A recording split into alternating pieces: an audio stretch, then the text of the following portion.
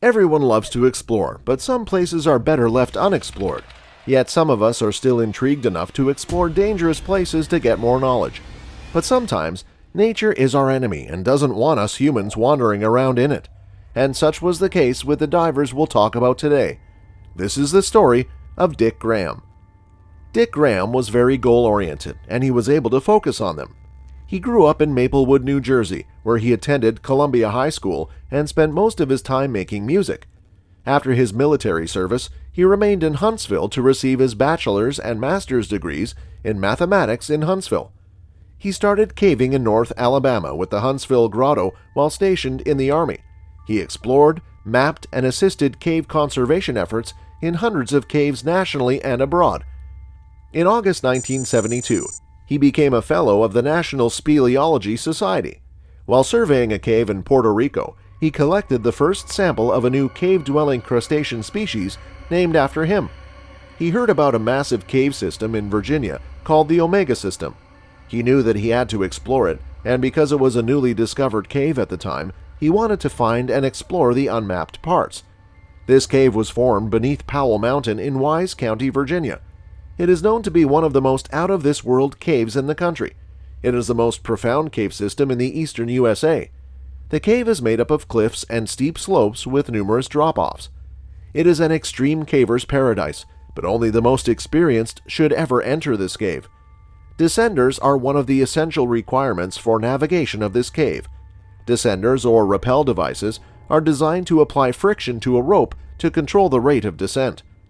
On Saturday, September 27, 2003, a crew consisting of Mike Ficco, Andrea Futrell, Mike Futrell, Dick Graham, Sue Seltzer, Ron Simmons, and Steve Wells entered the Lori Corey Canyon cave entrance to the Omega System in Wise County, Virginia. Although every group member was an experienced caver, there was some concern about the danger of navigating the cave. Dick knew the potential for discovering a large portion of the unmapped cave when he first heard about the Omega cave system. He could not believe the size of it. There were reports of other deadly caving accidents in the news, but that was really not on the caver's mind. Everything went as planned as the group climbed down the entrance to the 90-foot drop. Dick was one of the most experienced cavers on the trip, so he went in front and led the group through the cave. Dick pointed out some of the sharp sections were jutting out and would cut the ropes they were using. The group took note and continued with caution. The drop was rigged with an 11mm static caving rope. When Dick began the descent into the pit, Sue was at the top of the pit. For about the first 10 feet at the top, Sue could see Dick was rappelling very slowly. Sue looked over and saw him pulling up the rope, but she didn't take any particular note of his rappel device and assumed he was using a rack. Dick wrestled with his bobbin as he rappelled down the pit. His voice was clear, and Sue could see the cave walls lit up by his light, so he was probably just out of her sight. The drop is straight down at that point, and it's not too technical. Sue followed him down the drop. She was nervous that something might have happened to Dick because he was usually sounding confident while making his way through the cave, but now all they heard was silence.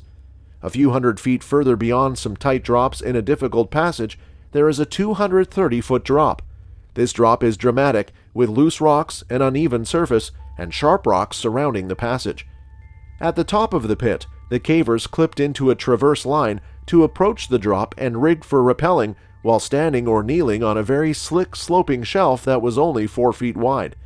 From there, the rope hangs free to the bottom, but for several dozen feet, the rope hangs just a few inches away from the wall, gradually increasing to a distance of several feet. At this point, a stone shelf rolls out and comes out 2 inches of the free-hanging rope. The narrow passage leading to the 230-foot pit requires a group to spread out along the edges while approaching the drop, waiting to descend. Andrea talked to Dick briefly at the top of the pit, stating that her micro-rack was very slow on the stiff, muddy rope. Andrea then took a deep relief, collected her thoughts, and descended the pit. She yelled that she was on the rope and good to go and worked her way down. Mike waited as Dick started to set up his gear to go.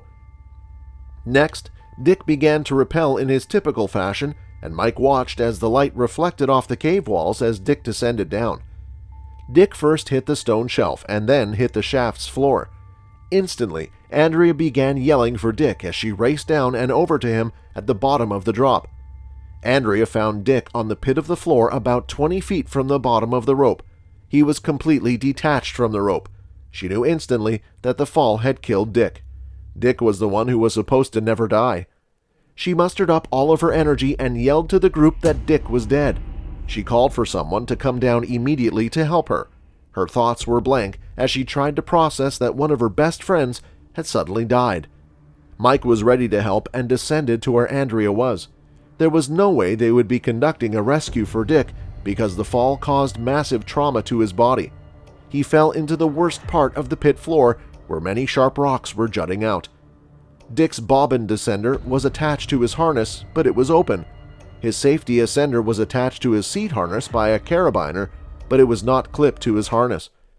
The group decided to leave the cave immediately. They had to be extra careful ascending their way out of the cave because they didn't want to have another casualty. It was hard to do even the most basic maneuvers to get out of the cave because they were all still in shock.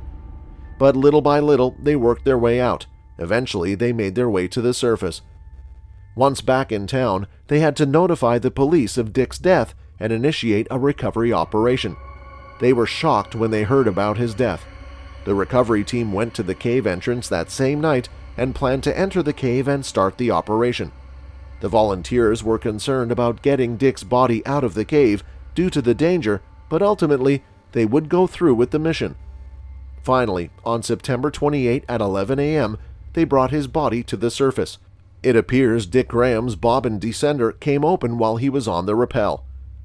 Unfortunately, there was no way to determine whether he failed to close and latch it entirely, or whether it was opened by the twisting and movement of the bobbin and carabiner he used.